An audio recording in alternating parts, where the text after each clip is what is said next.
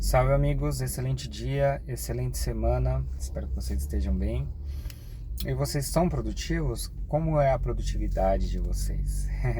Estou fazendo esse vídeo aqui rapidamente no carro para falar um pouco desse tema que é muito comum na minha vida.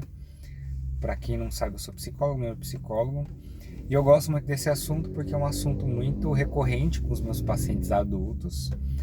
Muitos se queixam que querem ser mais produtivos, querem fazer mais coisas, querem otimizar o tempo para dar conta de muita coisa. E no universo infantil, há também uma certa pressão para as crianças serem produtivas, né? Então as crianças elas são desde cedo altamente estimuladas na escola, ainda mais em algumas escolas, né? Não todas, mas algumas têm um perfil de passar muita matéria, de acelerar o processo de alfabetização. Chega na adolescência, tem N matérias para fazer, N trabalhos para fazer, muitas coisas para fazer.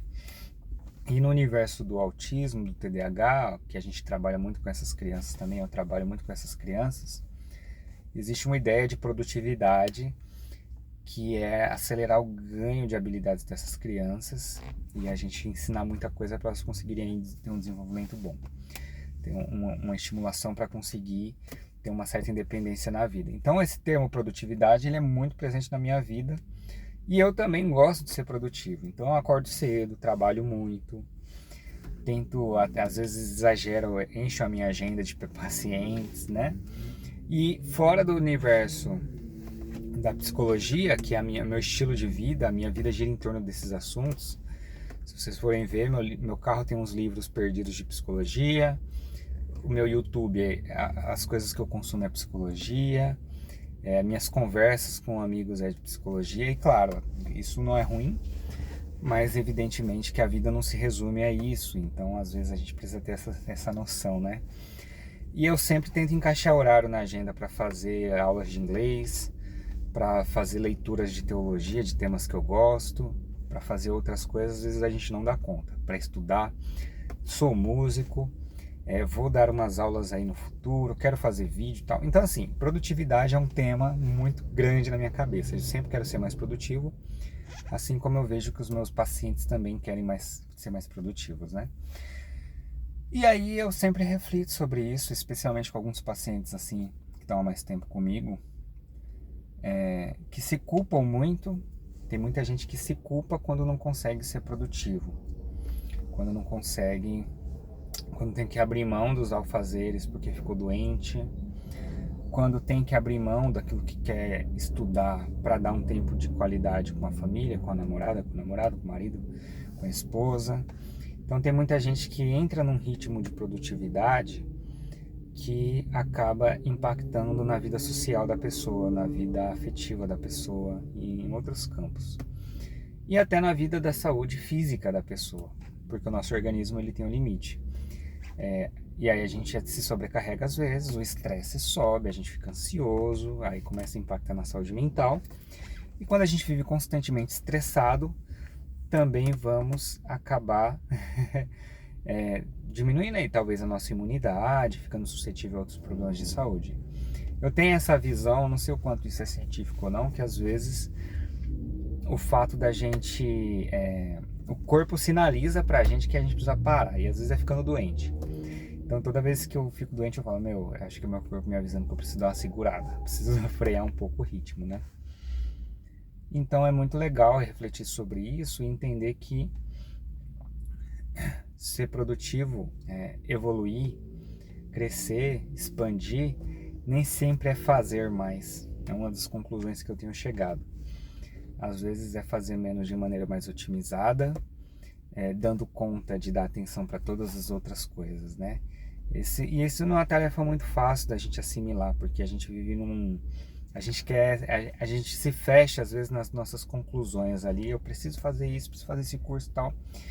E às vezes a gente esquece que dormir 8 horas por dia é ser produtivo, contribui para a minha produtividade.